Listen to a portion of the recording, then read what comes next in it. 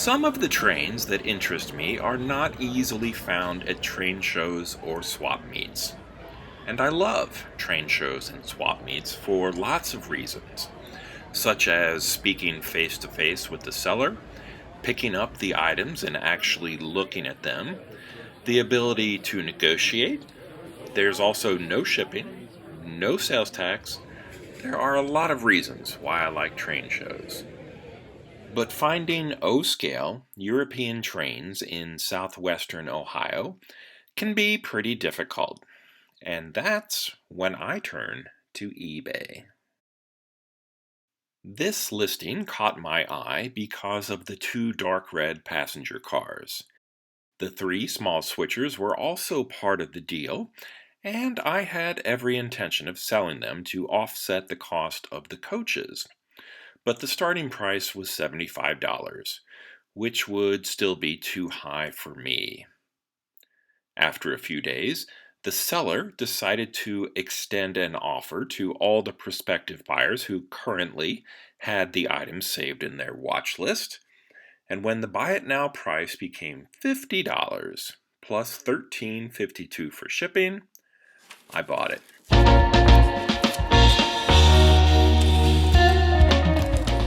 In the movies, this is when the German Shepherds would go crazy because they think they've found 10 kilos of Bolivian marching powder.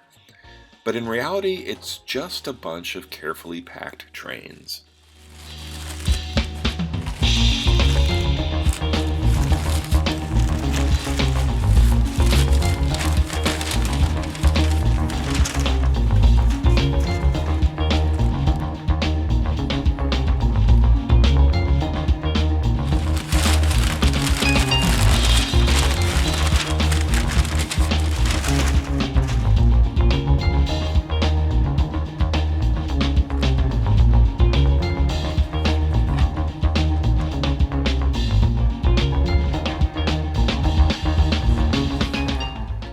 The ad from eBay was for 5 items, the 2 coaches and 3 small locomotives.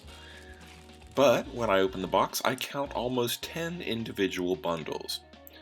The passenger cars look good, and here's one of the switchers, but then I start finding the freight cars.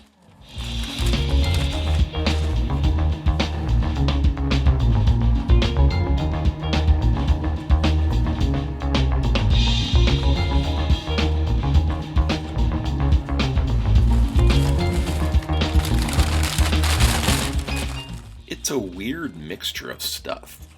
Most of it so far has been from the Italian company Lima, but here's a Lionel shell on top of an O-scale 2-rail base. I'm not sure what I'm going to do with this.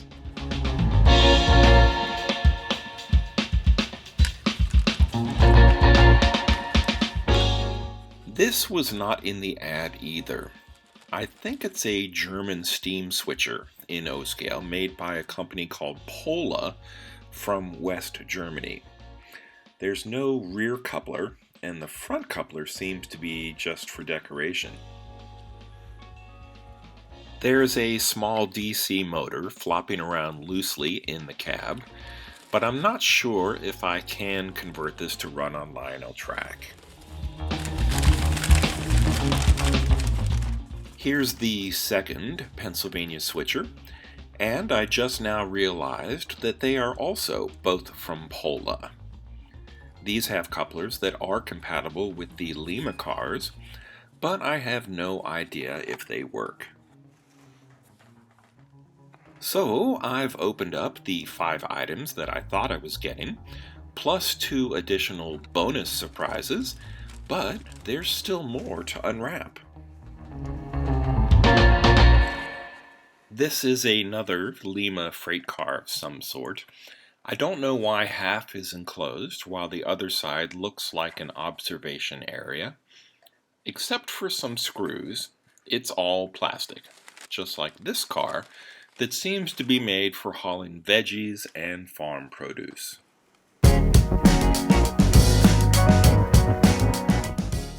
The only thing left is this baggie of parts, which I think go with the Pola steam locomotive. But here's the main reason I made this purchase: the two passenger cars. One is a coach, while the other is a restaurant or dining car.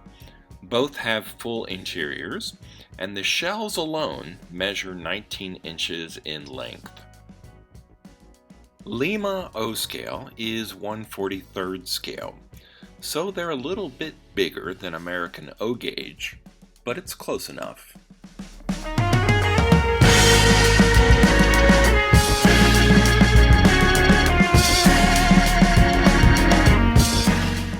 So what the heck is Pola Maxi?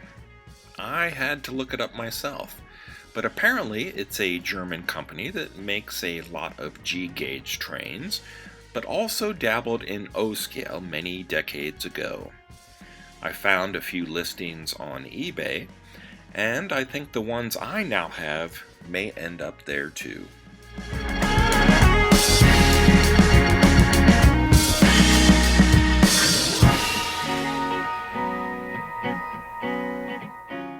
This is more European O-scale than I wanted, and it kind of puts me in an uncomfortable place.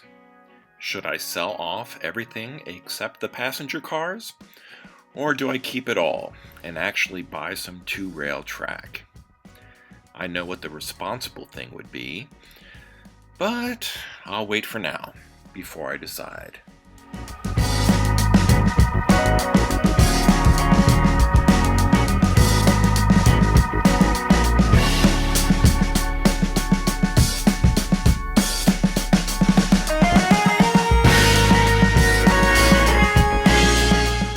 If you enjoyed this video, please like and subscribe. Thanks for watching, and until next time, this has been Bob's Workshop. Take care.